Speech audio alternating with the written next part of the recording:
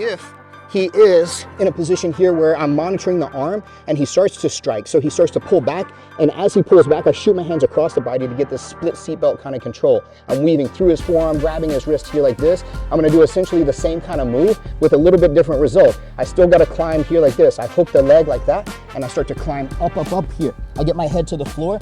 At this point here, I can probably pull my head out from his arm, or I can grab his hand, attach it to my chest, drive my shoulder in, and create a shoulder lock.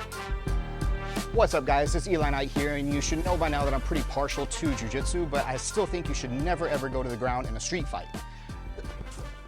And the problem is that you don't go to the ground by choice a lot of the time. So we find ourselves here, and he tackled me down. He's got me in this headlock position.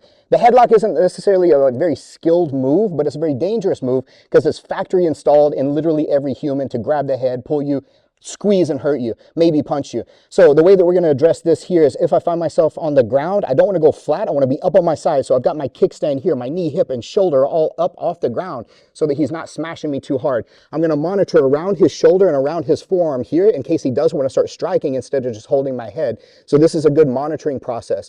This leg here will almost always be available for me. If it's not, I'll show you what to do. But if it is available, then what I'm going to look to do here is I'm going to climb this here. I want to hook my leg. I want to turn over, put my forehead and my knee on the floor. Yes, it might be asphalt, but it's okay. You got to pay a tax for getting taken down. We go here like this, and I start to climb myself up to this position here. I base out. I get myself here like this. Hopefully this is enough torque on his arm to get me out of this headlock at this time. And then I'm on the top position. I can get back up to my feet if I need to, or I can stay there and do more damage, control the position, the situation.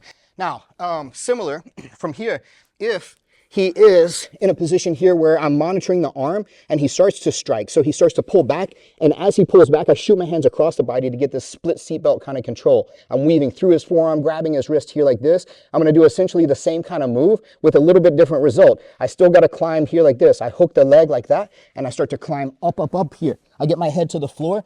At this point here, I can probably pull my head out from his arm, or I can grab his hand, attach it to my chest, drive my shoulder in, and create a shoulder lock.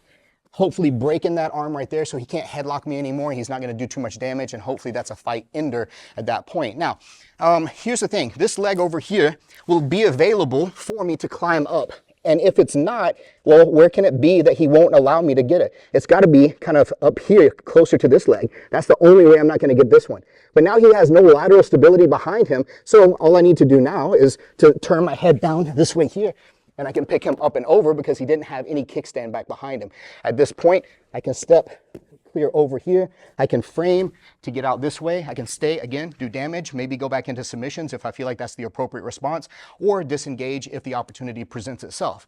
So those are a couple different ways. Now, the one thing that you might notice on these is that for me to do this climbing over type escape, I have to have my elbow free. So whenever Dan has me here like this, I tucked my elbow in immediately, and that's going to help me with all these escapes. But then what happens if he's got this arm pinned?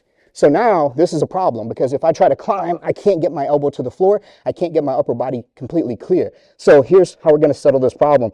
From this position here now, I'm going to connect my two hands behind his shoulder like this.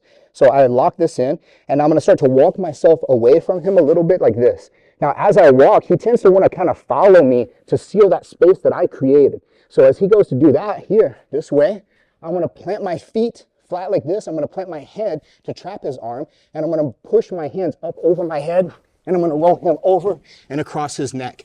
Again, at that point, I can step over back to the mount. I can do damage here, go back into submissions if I want to, but it's, again, whatever the context dictates is the most appropriate response, and that's how we're going to get ourselves out of a sequence of headlocks, whether he's holding, pinning, punching, balled up, spread out, all those different considerations. Again, it's a factory installed grappling move, so it's a very dangerous situation, even from an unskilled opponent. Knowing how to defend against that is of paramount importance. So you may not want to go to the ground in a street fight, but if it happens, you got to have a solution for it.